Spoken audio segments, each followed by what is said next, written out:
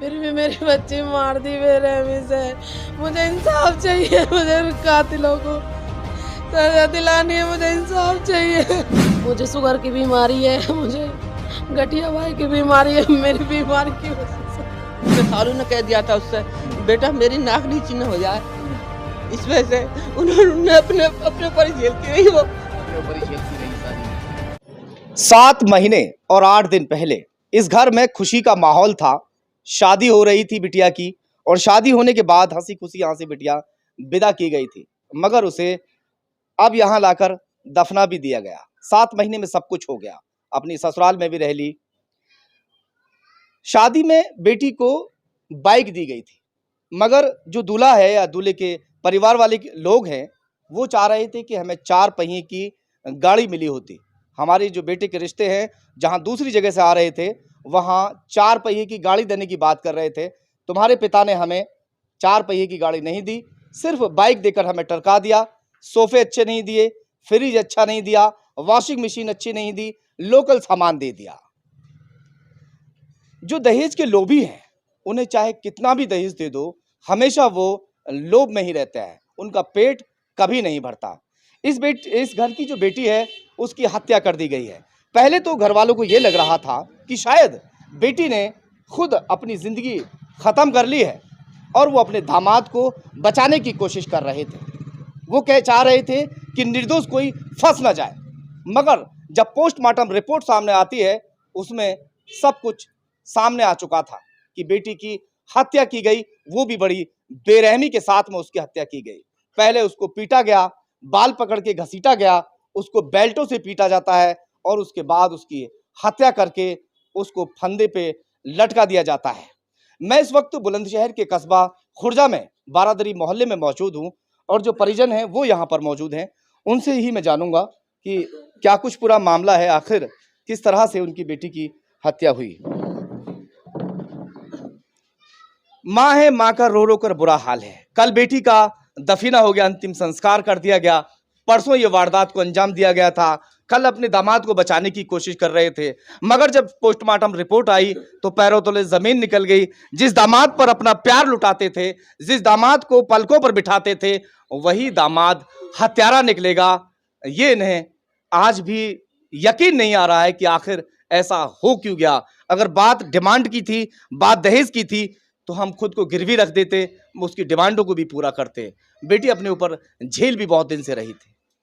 क्या नाम है सर आपका? मोहम्मद तौहीद। मोहम्मद तौहीद। बेटी की शादी को कितना समय हुआ और कहाँ आपने शादी की थी? रोहपुरे करी थी, कितना समय हो गया लगभग? 7 महीने 8 दिन हो गए।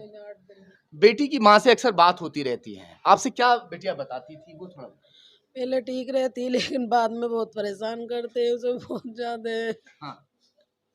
उसका जेठ जो डॉक्टर है, अशरफ नाम है उसका, और उसकी जिठानी सीम अलीगढ़ की है, और सास जिल्लो, ये तीनों बहुत परेशान करे करते। तू सोफे के कवर न लाई, तू फ्रिज का कवर न लाई, ले लेके बेचती रहती सब सामान। फिर भी मेरी बच्ची मार दी बेरहमी से। मुझे इंसाफ चाहिए, मुझे कातिलों को सजा दिलानी है, मुझे इंसाफ चाहिए। किसने आपको खबर दी थी जब बेटी को मार दिया गया? मेरे बहनोई ने खबर दी थी मुझे। 9:15 बजे मेरे बहनोई की कॉल आई, हाँ। सानिया की तबीयत खराब है, यहाँ पे आ जाओ। हाँ। उन्होंने हमें कुछ न बताई, उसके घर वालों ने कोई खबर न दी। रघुपुर से दूर से खबर चली हमें तो। परिवार वालों ने कुछ नहीं बताया था कि बेटी को परिवार वालों ने आपकी कुछ उन्होंने खत्म कुछ कर नहीं दिया? बताया। आखिरी बार बेटी से जो बात हुई थी, उस दौरान आपको बेटी ने कुछ बताया था? नहीं, उस वक्त तो सही थी। कह रही कल को तुम्हें देखने आऊंगी मैं, अम्मी मैं प्रेस कर रही हूँ, तुम्हें देखने आऊंगी सुबह को। कितनी देर बात की थी आने आप? की तैयारी कर रही थी। 4 बजे, एक दिन पहले 4 बजे शाम में। कितनी देर बात की हुई थी आपसे? थोड़ी सी बात हुई, बस ज्यादा न हुई, 2-4 बात। रोजाना सी बात कर लेती थी या उसी दिन? बात रोजाना सी करती है वो। अच्छा। तो कभी ये जो डिमांड वो करते थे वो लोग, उन डिमांडों को कितने दिन के बाद करना शुरू किया था शादी की? शादी के कई 3 महीने करीब, 3 महीने के बाद में? 3-4 महीने के बाद। अच्छा। तो क्या बिटिया ने वो सारी बातें एकदम आपको बताई या आपको धीरे धीरे पता वो लगा? बहुत थोड़ी थोड़ी बताई ने, थोड़ी बताती, ज्यादा न बताती हो। इसकी कह रहे हैं, अम्मी इसकी कह रहे हैं, थोड़ी थोड़ी बताती। हाँ। एक साथ उसने कुछ न बताया, एक झटके में। ऐसा क्यों हुआ कि आपको सारा कुछ नहीं बताया बिटिया ने? ये अपने तो ऊपर झेलती रही। अपने ऊपर झेलती रही, अपने माँ बापों के लिए, अपने माँ बापों के लिए, अपने माँ बापों को क्यों परेशान करूं। मुझे शुगर की बीमारी है, मुझे गठिया भाई की बीमारी है, मेरी बीमारी की वजह से खूब झेलती रही। उसने ना बताया मेरी अम्मी बीमार हो जाएगी, यही अक्सर होता मेरा है शुगर बढ़ जाता और है, यही मैं असल झेलती जिंदगी रही। है। जो बेटियां हैं वो अपने दुख को अपने ऊपर झेलती रहती हैं। अगर उनसे कोई डिमांड होती है, उनको टॉर्चर किया जाता है, उनको हरिसमेंट किया जाता है, वो सारी बातें अपने माँ बाप को या भाइयों को इसलिए नहीं बताती कि उनका दिल दुखेगा कि जिस बेटी को हमने वहाँ हंसी खुशी रहने के लिए भेजा है, जिसको वहाँ जिससे शादी की है, वो उसकी सुरक्षा करेगा, उसको अच्छा प्यार देगा, बहुत अच्छी तरीके से रखेगा, वही उसको हरिसमेंट करवा रहा है या कर रहा है, और वो सुनेंगे तो उनके दिल पर चोट लगेगी। उसी बात को लेकर वो अपने ऊपर सारी बातों को झेलती रहती है, और वो झेल भी रही थी कि मेरी माँ जो बीमार है उसके दिल पर जोर न पड़ जाए, और जो पिता है उसको वो बता ही नहीं पा रही। वो उसके खालू ने कह दिया था उससे, बेटा मेरी नाक नीची न हो जाए, इस वजह से उन्होंने अपने ऊपर ही झेलती रही। वो अपने ऊपर ही झेलती रही सारी। अच्छा, जब आपको बता दिया गया कि आपकी बेटी जो है वो फंदे पे लटकी हुई है, ऐसे कुछ बताया होगा ना? कुछ नहीं बताया। अच्छा, उन्होंने कुछ नहीं बताया। वो लोग तो जिसने बताया आपको? वो तो आपको ये यकीन था कि कोई मार देगा या नहीं, साड़ू के पास लेके गया था वो दामाद जो हमारा, अच्छा, कि वो इसे दौड़ा पड़ गया है, अच्छा, इसे दौड़ा पड़ गया है, इसे हॉस्पिटल ले चल रहे हैं। हाँ, जी दौड़ा पड़ गया, हॉस्पिटल ले चल रहे हैं। हाँ। अच्छा, फिर क्या उसे हुआ? देखा। आप बताइए। फिर मेरी बहन ने निकल कर जैसे देखा घर में से अंदर, मेरी बहन बोली ये तो मर गई। हाँ। तो बोला फांसी लगा ली। उसको घर वाला बोला इसने फांसी लगा ली। एक जिठानी जो बैठी सीमा, वो यूं कह रही इसे दौड़ा पड़ गया है। हाँ। एक कह रहा है कि ये बेहोश है। मेरी बहन बोली ये मर गई, इसमें कुछ ना है, कि हॉस्पिटल लेके चलो।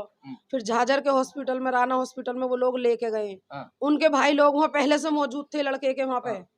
पर मेरे जो बहन हो गए, उनकी वजह से अंदर तक डॉक्टरों ने नहीं लिया। वहीं से देख के बोले इसमें कुछ नहीं है, तो बहुत देर पहले मर चुकी है, इसमें कुछ नहीं।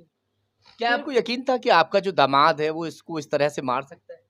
ये हमें यकीन नहीं था। इस बात का यकीन तो हमें मरने के आप तो बाद बचा रहे ही थे था। उसको? जी, हम तो बचा रहे, हमें यकीन ही नहीं था। जब पुलिस वाले ले आ रहे थे तो आप बचा रहे थे? मैं रोक रहा था, उसे हाथ पकड़ रहा था, इसे कहाँ ले जा रहे हो इसे। और जब इसे उसे कहाँ ले मारा, जा रहे मेरे हो? भैयों ने मारा, उसे 2-4 हाथ मारे, दोनों हम बचाने भी गए। मैं इसे मत मारो, इसका क्या कसूर है, इसे मत मारो, ये बेकसूर है, इसे मत मारो। आपको यकीन नहीं हो रहा था कि दामाद ऐसा कर सकता है? हमें यकीन नहीं हो रहा था बिल्कुल। पोस्टमार्टम से पहले कोई यकीन नहीं हुआ कि ये मार भी सकता है। ये यकीन नहीं था क्या हमें। आप 2:30-3 बजे के बीच में मारा गया, उसे फांसी लगा के। अच्छा, उसको निशान भी है कई जगह, तरीके से यूं हाथ बांध के मारा है, उसके ये रिगड़ने के भी उसका निशान है।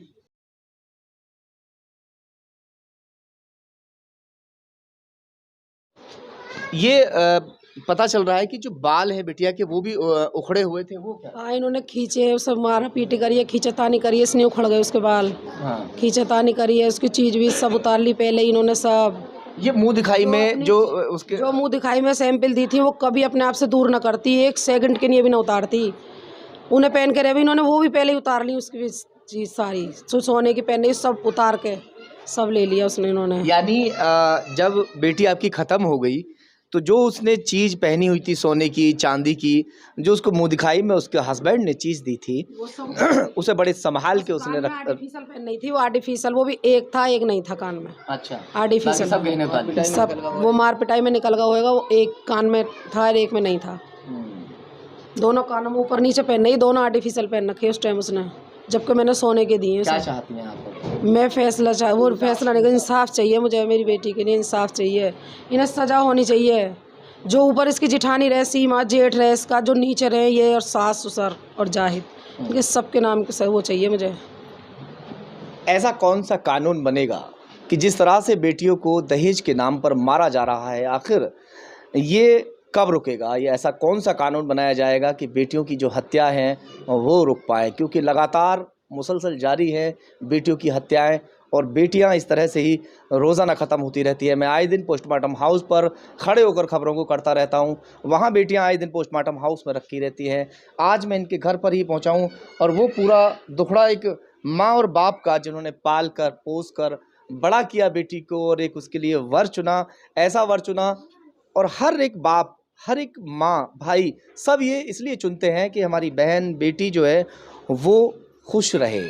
मगर जो वर चुना जाता है और वही अगर उसको ख़त्म कर दे, उसको मार दे, तो उसके साथ क्या होना चाहिए। खैर फिलहाल जो आरोपी है कोई पकड़ा भी गया, भाग गए सब? वही पकड़ा गया बस लड़का लड़का। 10 लड़के और बाकी लोग? सब फरार है। चलिए देखते हैं इसमें आगे क्या कुछ होता है।